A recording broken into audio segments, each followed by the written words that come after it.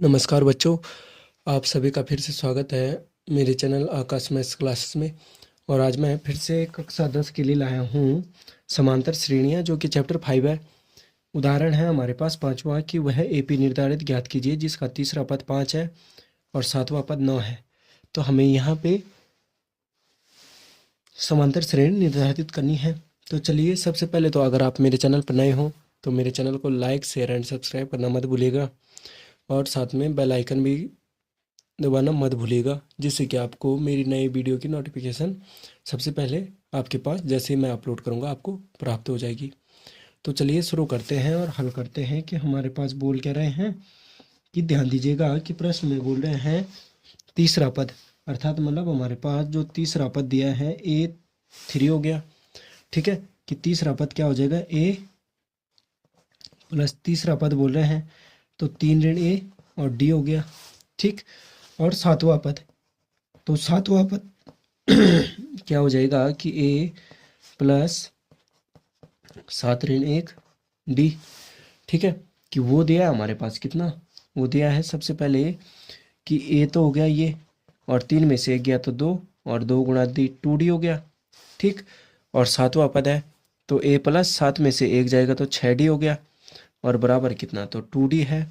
तो ये तीसरा पद हो गया 5 और सातवां पद हो गया कितना, 9। तो ये हो गई समीकरण 1 और समीकरण 2। तो चलिए, ज़्यादा समय न लेते हुए हम यहाँ पे क्या करते हैं कि इसको घटा देते हैं। ठीक है, कि इसको घटा देते हैं तो हम क्या करते हैं कि समीकरण 2 में से समीकरण 1 को घटाने पर, यहाँ पे यह नहीं बोला है कि किस प्रकार आपको ज्ञात करना है, तो यहाँ पे हम यहीं पे इसको घटा देते हैं कि समीकरण 1 समीकरण 2 में से 1 को घटाने पर। ठीक है, घटाने पर समीकरण 1 में से समीकरण 2 को घटाने पर। तो समीकरण 1 और 2 है तो समीकरण 2 को लिख देते हैं A प्लस 6D है बराबर है 9। ये समीकरण हो गई 2। A प्लस 2D है और समीकरण है पहली। तो ध्यान दीजिएगा, मैंने बोला है घटाना है तो ये हो गया ऋणात्मक, सारे ऋण हो गए। ठीक है, तो ये धनात्मक है और ये ऋणात्मक है, तो ये तो कट जाएगा, ये तो शून्य हो गया। और 6 में से 2 घटाएंगे तो कितना बचेगा, 4D, और 9 में से 5 जाएगा तो 4। ठीक है, तो D बराबर कितना हो जाएगा, 4/4। तो 4 एकम 4। तो यहाँ पे ध्यान दीजिएगा कि D बराबर हमारा कितना आ गया, 1। ठीक है, हमें मात्र समांतर श्रेणी ज्ञात करनी है। तो अब यहाँ पे दीजिएगा ध्यान कि समीकरण 2 में से A को घटाने पर हमें D का मान प्राप्त हुआ।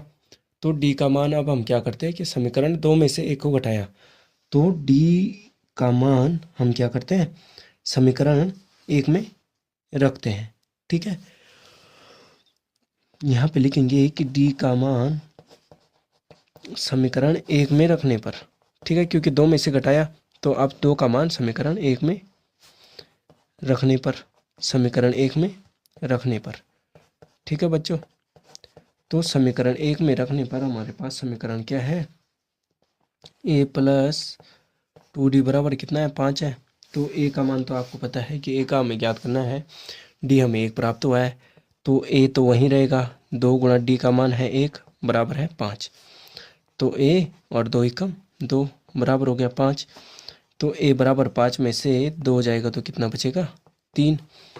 तो A बराबर कितना हो गया, D बराबर हो गया था 1 और A बराबर कितना हो गया था, 3। तो एक स्थिति तो ये थी, दूसरी स्थिति ये हो गई। तो अब हमें यहाँ पे AP लिखनी है। तो AP बराबर कितना हो जाएगा कि प्रथम पद आपको पता है हमारा, प्रथम पद कितना आया, 3 आया। और दूसरा पद क्या होता है, देखिए दूसरा पद होता है, प्रथम पद हो गया 3 और दूसरा पद क्या हो गया, A धन D। ठीक है, A धन D, तो ये कितना हो गया, 3 और 1 4। ठीक है, दूसरा हो गया। फिर तीसरा पद हो गया A धन 2D। ठीक है, तो A तो हमारा आया 3 और D कितना आया 1। तो 3 एकम 3 को 3 और 2 एकम 2, तो 3 और 2 5। तो ये कितना हो गया, 3 4 5 6। तो ये लगातार AP का क्या हो जाएगा, AP का हो जाएगा 3 4 5 6 और 7 जो कि अनंत तक है। ठीक है, तो AP हमारा ये हो जाएगा 3 4 5 6 7। ठीक है, अनंत तक है। ठीक है, इस प्रकार ये नहीं कि डॉट का मतलब अनंत तक चल रहा है। ठीक है, तो इस प्रकार हम ऐसे प्रश्नों को हल करते हैं। तो उम्मीद है बच्चों कि आपको मेरा ये टॉपिक समझ में आया होगा। और अगर आप मेरे चैनल पर नए हो तो मेरे चैनल को लाइक शेयर एंड सब्सक्राइब करना बिल्कुल भी मत भूलिएगा। और अपने दोस्तों के साथ और परिवार के सदस्यों के साथ भी शेयर करना मत भूलिएगा। और कमेंट करना भी मत भूलिएगा कि आपको कैसा लगा मेरा ये वीडियो और ये टॉपिक। धन्यवाद बच्चों।